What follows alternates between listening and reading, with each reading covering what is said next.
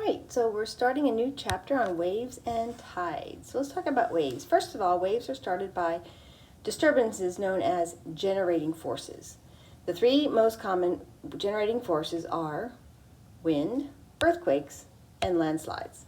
So these are the things that cause waves. We're talking about waves that naturally occur, not waves caused by boats and things like that. Alright, so wind is the number one cause of waves. If you were to go to the beach today and stand in the waves at the beach, that would be due to wind. So as wind blows over the water's surface, it picks up the water and pushes it, creating waves.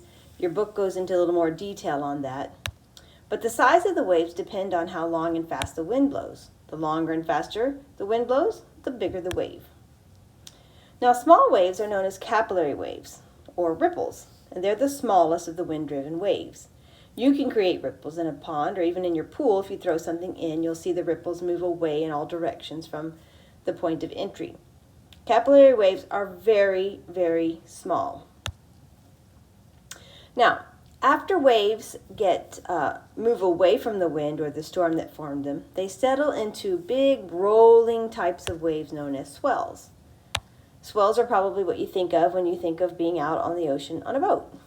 Just the gentle rise and fall of the water, carrying energy long distances across ocean basins.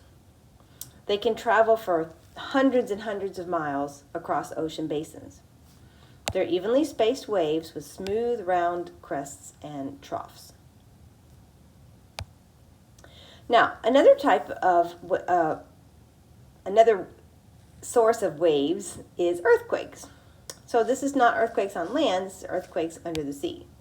So when the seafloor is disturbed during an earthquake, for example in the picture, the crust moves upward there, that is going to displace all the water above it and create a wave that first goes up and then out in all directions from the source of the earthquake. These large waves that are produced by earthquakes are called tsunamis. And sometimes there's more than one. Now, tsunamis are quite destructive because they come in as one giant wave, meaning that it's not just a small part of the beach, it's the entire beach and coastline that gets the wave. This is not a real picture. This is from a movie called The Impossible, which is a movie about a family who was on vacation in Thailand when a tsunami hit. It's kind of their story of them trying to find each other after. It's a pretty good movie if you get a chance to watch it. Now, the third type of wave is from landslides, or when a glacier breaks off into the ocean. That also creates a wave, as you can imagine. So you can check online. There's a video where it shows an iceberg breaking off. Once it breaks off, it rises up to the surface, displacing all this water, and it creates a big wave that comes towards the cameraman. Now, some things that influence the formation of waves include the wind speed. We already said the faster the wind, the bigger the wave. Wind duration, the longer the wind blows, the bigger the wave. Water depth, and something called fetch. So water depth. Actually, it's not what you think. The shallower the water, the higher the wave. And then fetch, I didn't think you would know what that is. It's a term from your book that is referring to the amount of open water that the wind can blow over. So the more open water the wind can blow over, the bigger the waves are going to be. All right, wave height. How big can waves get? Well, that depends on three factors. Again, it's wind speed, fetch, and wind duration. And of course, the largest waves occur when all three of those are maximized. So where does that happen in the world? Where is the wind speed higher, the big open ocean, and the wind blows the longest? Well, it happens to be between 40 degrees south and 50 degrees south latitude.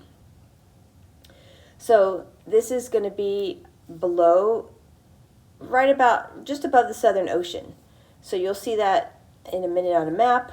That's where the largest waves occur naturally. Now, when we talk about those waves, we're not talking about the same thing as a surf wave, because also there are places where waves, when they come into the beach, they get really big as well because a few different things, including the geography of the area. And so some of those places that are known for large waves are Nazare, Portugal, Maui, Hawaii, Tahiti, French Polynesia, Tasmania, Australia, Half Moon Bay, California, and Donegal Bay, Ireland. This is a video that you can look up if you want, showing Rodrigo Coxa, who won the award for the Ride of the Year. He rode this 80-foot wave off Nazare, Portugal back in November 2017. It's pretty crazy. All right, so this is the map that kind of shows that lower area where the yellow and the red, that's where those higher waves generally occur, way down just above the Southern Ocean. Now, once a wave starts, there's only two things that can stop it. And those two things are known as restoring forces, meaning that they restore the water back to calm, back to an undisturbed state. And there are only two of them. One is surface tension and one is gravity. So if it's a small wave, like a capillary wave, the little ripples that we talked about at the beginning, those can actually be restored by surface tension. Because remember, surface tension is the cohesion of water at the surface, creating a flat, like, membrane. So eventually surface tension can cause those ripples to flatten out. But any wave that's bigger than that is only going to be restored by gravity. Just like if you roll a bowling ball down the hallway, eventually it's going to come to a stop because gravity is going to slow it down. Same thing happens with waves after a period of time. Now, this is a really, really important fact about waves. Waves are not carrying water. Waves are not carrying water. They're carrying energy. And you can understand if you think about you're standing out in the waves and you have, let's say you have a boogie board with you, or you have a floaty with you or something. Maybe you have your little cousin on a floaty and you're standing out in the waves. When the waves come over you, if you're out far enough, you just bob up and down, right? You just kind of feel like you move back and forth and up and down and back and forth and up and down, because what's happening is the energy passes through you as the wave passes over you, but the water doesn't really move. Now, when you get close to shore, yes, the waves begin to push water onto the beach, but I'm talking about when you get a little bit out further before the waves start to break. So that's really important. So what's happening instead of really pushing the water is the water particles are moving up and down in an orbital motion. They're just making a little circle right where they are. And so they don't move in the direction of the wave. So here's kind of a demonstration. If you think about this bird sitting there, the bird's only going to bob up and down, up and down, up and down while the waves pass by. The last thing we want to look at is wave anatomy, the different parts of a wave. The highest point is called the crest, and the lowest point is called the trough.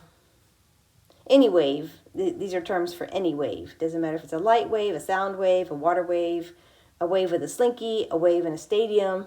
They all have these parts. The height of the wave from the top of the crest to the bottom of the trough is the amplitude, also known as the wave height. So if you want to write that in there, wave height, where it says amplitude, we're going to use the term wave height. And then the wavelength is the distance from one crest to the next crest, which is the same as the distance from one trough to the next trough. So let's look at a diagram to see what I'm talking about. So there's the wave height, which is the trough to the bottom, the trough to the top of the crest. So it's just the height of the wave itself. And then the wavelength, if you look in the back there, is the top of one wave to the top of the next wave. And then there's also something called frequency, which is how long it takes one wave to pass by and then the next wave to pass by. In this case, it's 15 seconds. That's how frequently the waves are. All right, that's it for today. Thank you.